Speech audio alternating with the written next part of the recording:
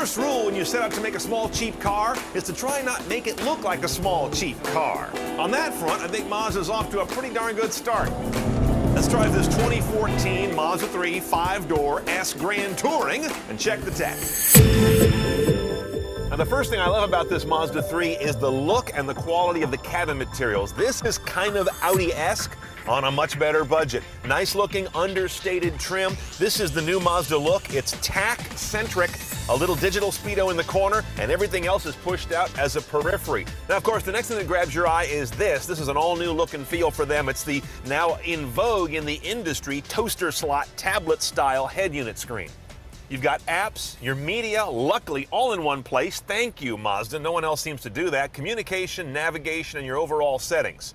And here's your source list. It's all the hits that you need. AM, FM with HD radio, satellite, AHA, Pandora, and Stitcher apps are built in, but you have to launch them on your phone to get this to talk. Bluetooth streaming, USB, optical disc, of course. Everything is done from a controller down here with home buttons for major functions.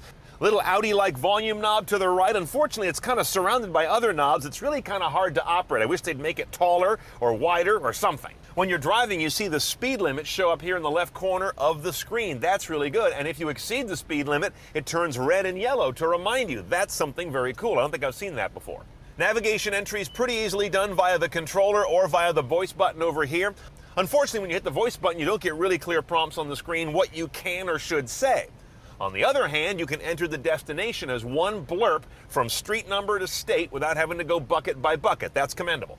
On the other hand, when you want to turn down the voice guidance, which I often don't use, get this. The voice stops talking, it's muted, but it still mutes the left side of the audio system when it would have been talking. That makes no sense. I can't believe that actually made it out of production. It's infuriating as hell. One thing I am missing here is there is no live internet search to destination like you'll find in a BMW, Mercedes, Audi, no Google in other words. You'd have to know the address or use the POI database, and those are never very good.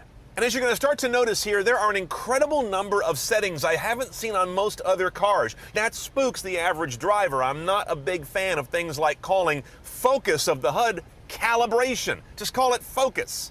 An incredible number of traffic settings, including something called detour sensitivity.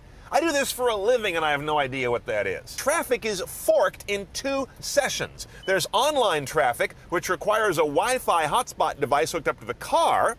And then under apps, you've got HD radio delivered traffic, which is a separate traffic map that's not part of the navigation screen. So this is kind of a scattered mess of too many choices, too much gobbledygook and jargon, and not enough unifications. Fuel economy monitor is interesting. The cars that have IE-Loop, the dumbest trade name in the auto business, actually have regenerative braking, which is not uncommon, but in this case they use an alternator that can run at 12 or even higher volts to charge a capacitor, not the battery. That's really high-tech stuff. We'll explain the use of capacitors versus batteries in a future Car Tech 101 on CNET on Cars. We have the optional Bose center point with audio pilot noise canceling. I gotta say, this system did a really good job with tortured signals like satellite radio. Brought them up clean without a lot of that artifacty sibilance, so big up on that.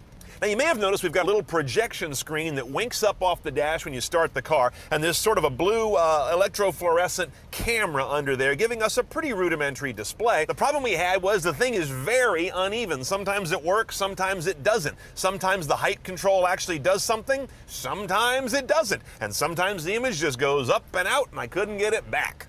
We've also got blind spot detection. Like the lane departure, it's passive. Little indicators light up in the mirrors. Adaptive cruise control on this car. That means it'll maintain speed and distance ahead. There is no assisted parking on this car. You do get a rear view camera. Sensors, though, oddly enough, are optional. Now, under the hood, this Mazda 3, because it's an S, a sport model, has a 2.5-liter inline-4. The I-Cars will have a 2-liter inline-4. But what they have in common is something called Sky-Active technology. In a nutshell, that means it's a really high-compression engine, almost at diesel levels of compression. 184 horsepower, 185 foot-pounds of torque. 0 to 60 for this 3,000-pound car is a respectable 7.5 seconds. Notice that 3,000 pounds is pretty light by today's standards. MPG is 2737. Transmission and drivetrain are straightforward. 6-speed automatic only, and a real automatic, not a CVT, and front-wheel drive only.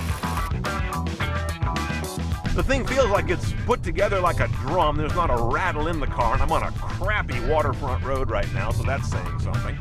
Now here's the odd thing. The engine does not feel as good to me as it looks on paper. I don't get a lot in that 20 to 80% of pedal travel. It just kind of gets stuck in unbearably tall gears. In fact, I'll tell you, I thought it was a CVT when I first drove the car. You know, I never look at the spec sheet till I've driven the car for a while, and I would not have bet it was an automatic.